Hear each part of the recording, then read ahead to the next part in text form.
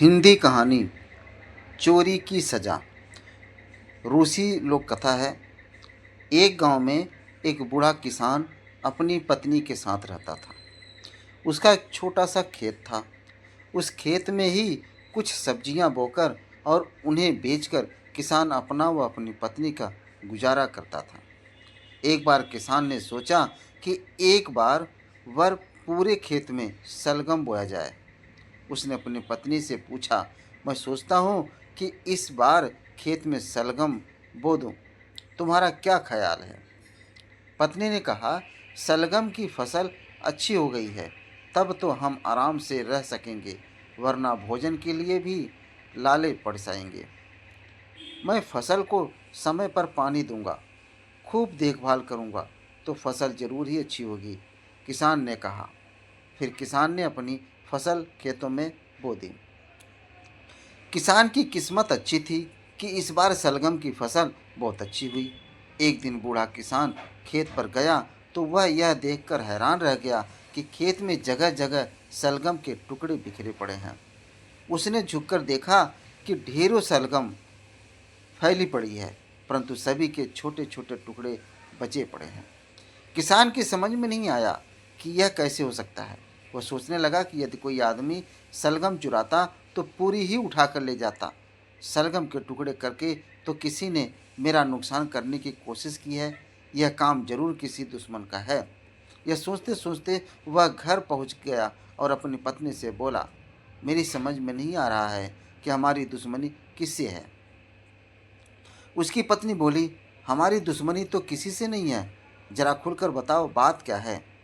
किसान बोला, किसी ने हमारा नुकसान करने की कोशिश की है। अपने खेत में ढेरों शलगम के टुकड़े पड़े हैं। अगर कोई चुराता तो शलगम ही निकाल कर ले जाता। यह तो किसी दुश्मन की चाल लगती है, जो उसने शलगम के टुकड़े कर डाले। भला हमारा दुश्मन कौन हो सकता है?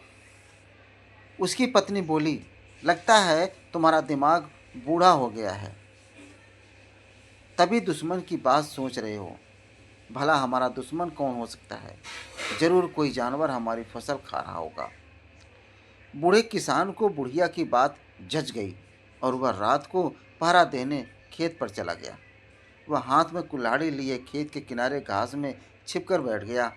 आधी रात में अचानक भालू आया और शलगम निकालकर कुछ खाने लगा और कुछ फेंकने लगा। किसान ने आओ देखा न ताओ अपनी कुल्हाड़ी जोर से भालू की तरफ मारी। कुल्हाड़ी भालू के पीछे पैर में लगी और उसका एक पैर कटकर गिर गया। भालू दर्द से चिल्लाता हुआ लंगड़ा कर जंगल की तरफ चला गया। उसके जाने के बाद किसान ने भालू की टांग उठाई और घर पर आ गया। बुढ़िया टांग देखकर खुश हुई। बुढ़िया ने टांग को धोकर उसकी खाल उतार दी, उसके बालों से ऊन बुन लिया और फिर टांग का मांस पकने रख दिया। किसान और पत्नी ने जमकर मांस का आनंद लिया। उधर टांग कटने से परेशान भालू किसान से बदला लेने की सोचने लगा।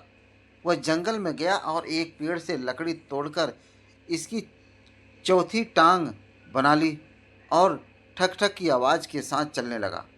फिर एक दिन मौका देखकर वह सुबह को किसान के घर पहुंच गया।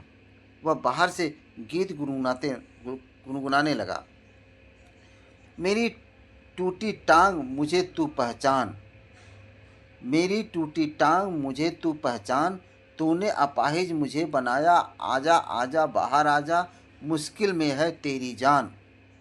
भालू की आवाज़ सुनकर किसान और उसकी पत्नी थर थर काँपने लगे। वे जल्दी से दरवाज़ा बंद करने दौड़े, परंतु भालू तब तक भीतर आ चुका था। दोनों लोग डर के अलमारी के भीतर घुस गए।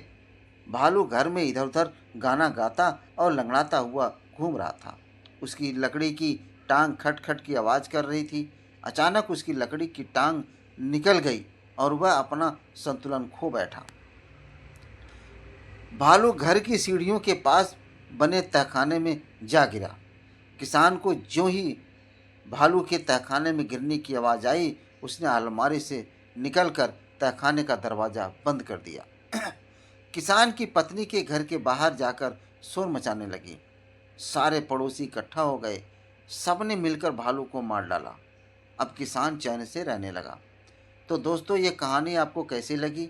अच्छी लगी हो इस चैनल को सब्सक्राइब ज़रूर करें और अपने दोस्तों को शेयर अवश्य करें। धन्यवाद।